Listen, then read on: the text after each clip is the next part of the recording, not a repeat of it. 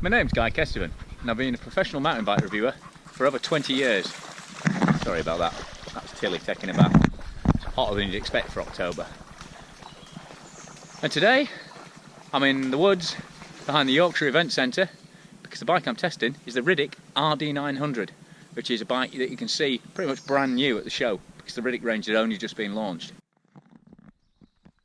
As you can see, it's a hardtail bike, and if you know anything about angles of bikes, you can see it's relatively conventional, or old school, depending on how you want to put it. There's no super slack head angle here. That tapered head tube is hovering around the 70 degrees mark, so pretty tight, responsive steering. You've got a lockout here for the Reba RL fork, which suggests it's a racy bike. And the tyres themselves, WTB Ranger, fairly low tread, 27.5, fast rolling, rather than super slow, super grippy tyre. So this is a bike designed for speed. And to match that, you've got this lightweight aluminium chassis. Quite a nice bit of hydroform taper in it. QR rear axle, which is, so not through axle, just a QR. Probably easier to deal with for a lot of people. Easy to find spares for if you're travelling abroad, but most bikes, hardtails now at this price, will be coming through the through axle and with the wider boost back end. Definitely the highlight of the bike is the full XT transmission. 1x11, so you've got a good super wide range rear cassette there. XT rear mech, XT chain set, and even the hub, which is a real win because those are super reliable, super long-lived hubs. And then you've got SLX hub on the front. Nice big diameter hub, 50mm through axle, and a 50mm axle on this Reba RL fork. Brakes are XT as well. That's not always a win. You've got to make sure the bleeding's right on them, but if you get them set up right, you've got loads of adjustability there for reach and bite point. Going back to the handling, it's only a 720mm bar, so again, quite a conservative cockpit setup. Stem's reasonably short, so it's quite quick handling, but you're not talking about a mega wide super leverage power assisted cockpit. This is a pretty traditional bike, but you know, not everybody wants super slack, super radical riding. Also, it comes without a dropper post, but there is potential to feed the control cable down the seat tube and then out through this exit port on the down tube here. So you can upgrade to a height adjustable post if you want to. Hello, we've got another friend here.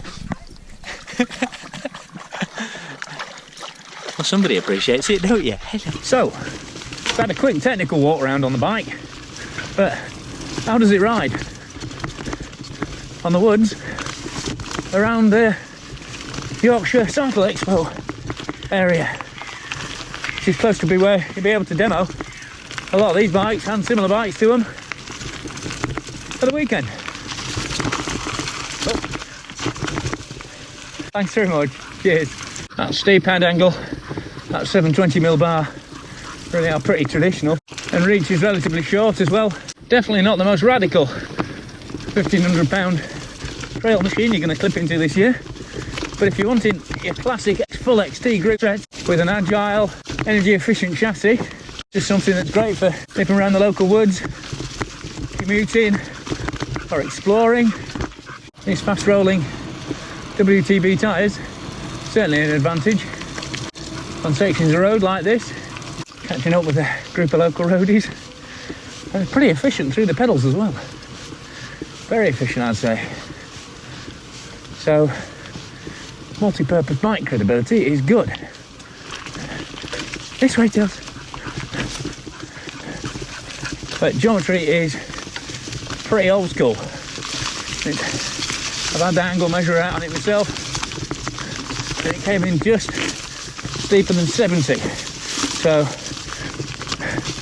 it's a while since I've ridden a bike with a head angle that steep and without a dropper post. You do have to take drops, etc., a bit more cautiously, and there's no QR for easily dropping it either. But again, what? Those tyres a little bit slippery there through corners, but XT brakes, good and controlled when they're working fine. Thank you very much indeed. Cheers. Thank you. Thank you. And when it comes to acceleration, Very, very snappy. There's 27.5 wheels. That WTB is a lightweight tyre, so picks up speed nicely. Catching up with the Spaniel there. And the Reba fork is just a classic cross-country fork. So a really good choice for the bike. And again, if you're doing more road sections, more climbing, it's got that remote lockout there to firm things up. And in terms of value, pretty good as well. I mean, I did some comparative look around to see what price an XT spec bike is these days. There's actually very few full XT spec bikes available. I've known. But, you know, your comparative spec is SLX and this kind of fork on a lot of bikes from mainstream manufacturers. So Riddick have obviously put together a good value package here, and you can't fault XT transmission for durability. We've had a few hiccups with the brakes over the years, but certainly the new ones, which revolve around how efficiently you can get it bled. But in terms of transmission durability, very, very hard to beat XT.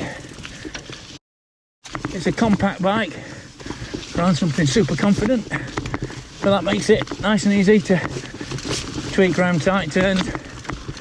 And it's clearly not a bike built for crazy downhill riding or your black or red trails, but if you're generally riding blue or green with the family, or just out for a laugh around the local woods, then it's a lively shop. It's keeping the Spaniel behind me, which is always a sign that it's a relatively light bike. Oh, well, she's got past me now. And when it comes to climbing, as long as you don't need masses of grip from the tyres, then up she comes. Nice and easy. And if it's smooth enough, just pop that remote lever, lock out the fork, and you've got a really efficient, pretty much rigid ride. And it's just a flick of the thumb to get it unlocked and ready to soak up those bumps when you're going back down again. So if you're looking for no nonsense, classic old school handling with good value transmission, then definitely pop along to the Instinct stand and check out the Riddick bikes at Cycle Expo Yorkshire. And if you want something more radical, more extreme terrain friendly, then there's plenty of bikes from other people there as well.